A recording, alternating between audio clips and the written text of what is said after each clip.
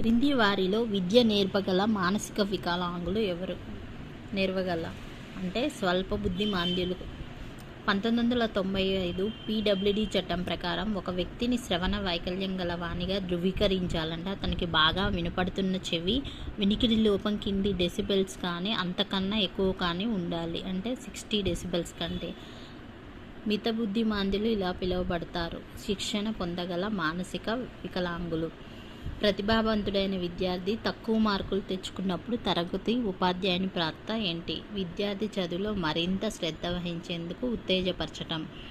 పఠన సంబంధ అభ్యసన వైకల్యం. పఠన సంబంధం అంటే రీడింగ్లో లోపం ఉంటే దాన్ని డిస్లెక్సియా అంటారు. డిస్గ్రాఫియా అంటే రైటింగ్లో లోపం ఉంటే డిస్గ్రాఫియా, రాతపరమైన వైకల్యం. ఒక కృత్యాన్ని నిర్వహిస్తూ విద్యార్థి బోర్ ఫీల్ అయితే అది క్రింది దానికి చిహ్నం.